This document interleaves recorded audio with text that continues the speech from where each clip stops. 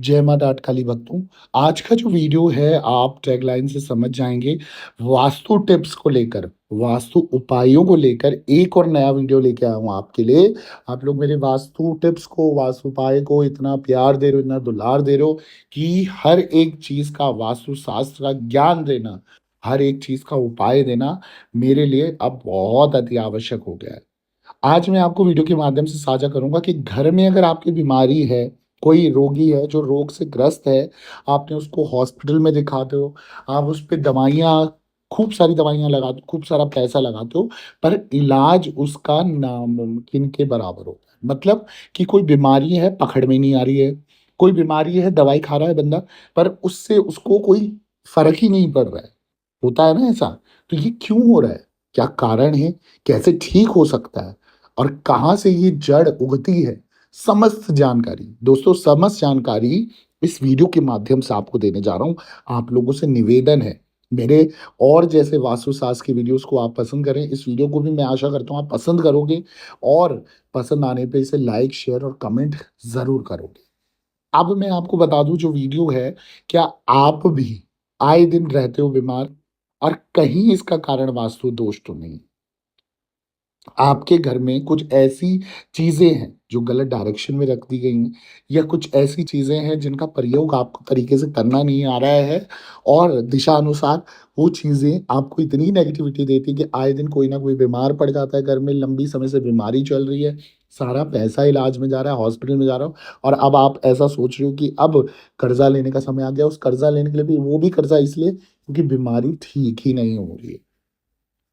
इस वीडियो के माध्यम से उससे पहले मैं आपको समस्त जानकारी दूँ कि क्यों ऐसा होता है, उससे पहले मैं आप लोगों से निवेदन करूँगा अगर आपकी ज़िंदगी में कोई भी संकट बाधा है, निवारण नहीं मिल रहा है, कुंडली बनवानी, कोई महादशा है, दोष है, उसकी पूजा करवानी है, उसका निवारण चाहिए या शादी-ब्याह, कर्ज़ा उधारी, रुका हुआ धन, फँसा हुआ पैसा, कष्ट, कलेश, ग्रह दोष, कुंडली दोष, कालस्य दोष, पितृ दोष, कैसा भी परेशानी हो, ऋण से मुक्ति चाहिए, कर्ज़ा बहुत हो गया है, ठीक है? वशीकरण से रिलेटेड प्रॉब्लम है, काले जादू से रिलेटेड प्रॉब्लम है, गुरु दीक्षा लेनी है, भगत बनना है, समस्त जानकारी दोस्तों समस्त जानकारी आपको क्या करना है ना मेरा इंस्टाग्राम का प्रोफाइल है जैसा मेरे यूट्यूब चैनल का नाम इस वीडियो में नीचे लिखा आ रहा है ना ऑफिशियल देवी भगवती शक्ति के नाम से सेम ऐसे ही मेरे इंस्टाग्राम प्रोफाइल का नाम है। वहां जाके आपने इनबॉक्स पे मुझे मैसेज करना है अपॉइंटमेंट लिख के एक छोटी सी अमाउंट पे करने के बाद आपको एक निर्धारित समय दिया जाएगा। उस निर्धारित समय पे आप इंस्टा कॉल के माध्यम से मुझसे ऑडियो कॉल पे बात कर पाएँगे। जो भी प्रॉब्लम होगी डिस्कस करके आपको सॉल्यूशन 101% दिया जाएगा। अब जल्दी से वीडियो पे आते हैं और बताते हैं कि वास्तुशास्त्र में घर से जुड़े कई नियम बताए गए हैं। इसमें विस्तार से अगर हर दिशा का महत्व की बात करें तो बहुत सारे अपनी-अपनी दिशाओं के महत्व होते हैं।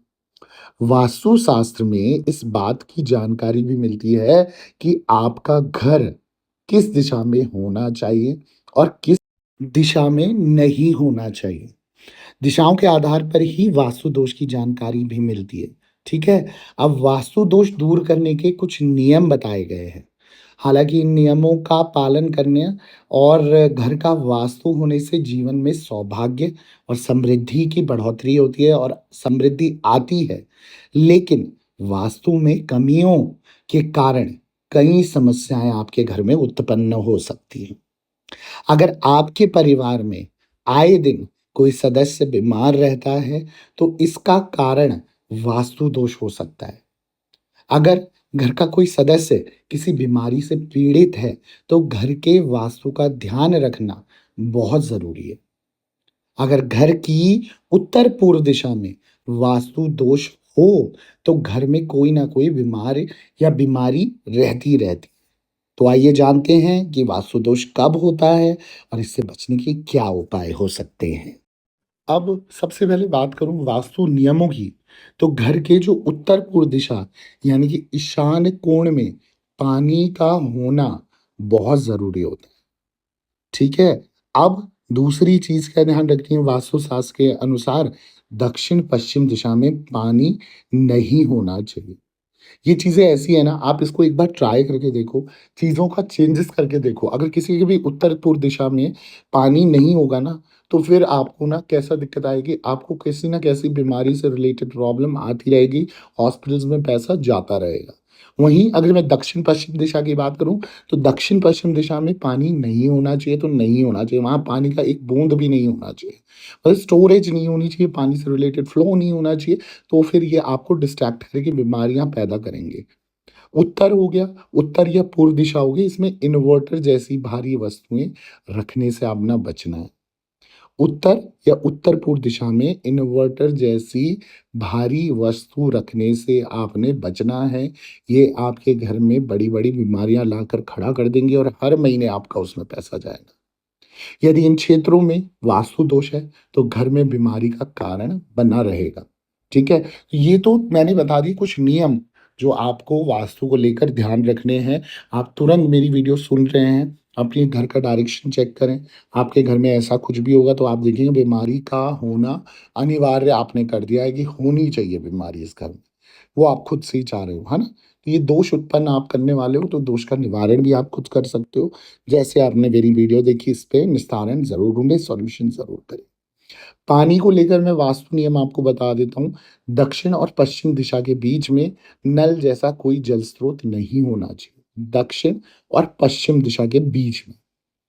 यहाँ सिंक या जो वॉश बेसिन बोलते हैं या वॉशिंग मशीन आप बोलते हैं ना, ये सब नहीं होना चाहिए।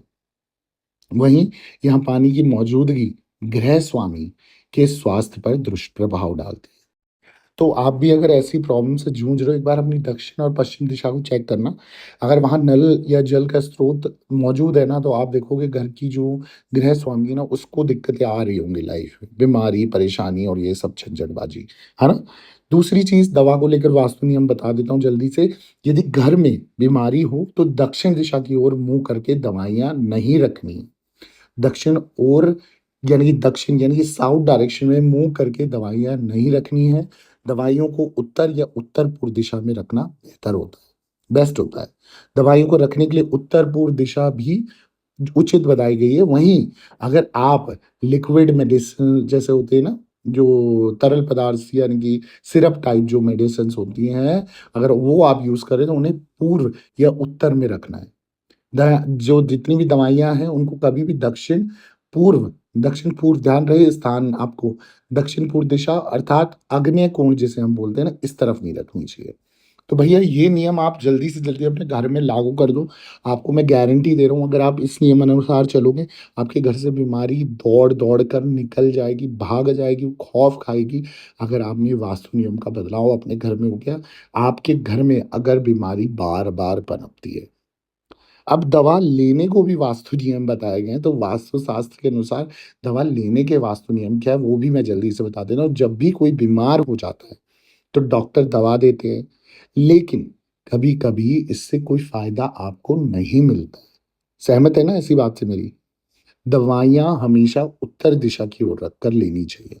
उत्तर दिशा की ओर अगर आप दवाई को रख कर लेते हो, तो आपकी जो इन नियमों का पालन करने से घर में क्या है, वास्तु दोष कम होंगे, बीमारियाँ कम होंगी, कम क्या मैं तो बोलता हूँ खत्म हो जाएँगी ये बीमारियाँ।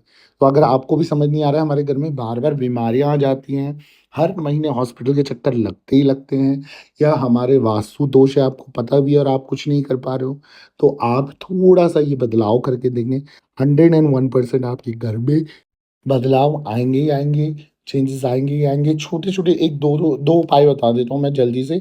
एक तो आपने क्या करना है, आजकल जैसे सावन अब स्टार्ट हो रहा है, सावन में क्या है, सावन से स्टार्ट कर लीजिए। प्रत्येक मंडे आप कर लीजिए, ठीक है? जब भी आपको समय मिले एक महीने में 1 बार कर लीजिए मंडे को, या शुक्ल पक्ष के प्रथम सोमवार को कर लीजिए। घी होता है ना गाय का, शुद्ध देसी घी 1 चम्मच लो, शिवलिंग पर उनका लेपन करो। बीमारी जिसको भी होगी उसके हाथ से लगवा लो, या उसके हाथ से छुआ के तब लगा दो, कोई अपना कोई व्यक्ति है। आप देखोगे वो व्यक्ति जल्दी से जल्दी रोग मुक्त हो जाएगा। और चंदन जो होता है ना, चंदन घिसने वाला चंदन की एक छोटी-सी लकड़ी मंदिर में आप शिव मंदिर में आप छुड़वा दीजिए। आशीर्वाद स्वरूप आपको जो भी रोगी होगा उसका रोग कटता जाएगा, बीमारी ठीक होती जाएगी। दूसरी चीज़ जैसे दिशाओं का ज्ञान तो मैंने आपको दे दिया है कि भैया अगर आप दिशाओं का ध्यान रखोगे तो बीमारी से बचे रहोगे। और साथ ही साथ अगर आपको लग रहा है कि बीमारी कभी भी आपसे ठीक नहीं होती है, परेशानी होती है, तो आप मुझसे संपर्क कर सकते हो। और ऐसी और वीडियोज़ चाहिए, जल्दी से मेरे चैनल को सब्सक्राइब कर दो, वीडियो को लाइक कर दो, ज़रूरतमंद लोगों के साथ शेयर करना ना भूलें और कमेंट में जय माता दी लिखें। दरबार से बने रहें। सभी भक्तों को मेरी तरफ से जय माता दी। जय मेरी माँ डाँट खाली आपकी सदा ही जय हो। आशीर्वाद है।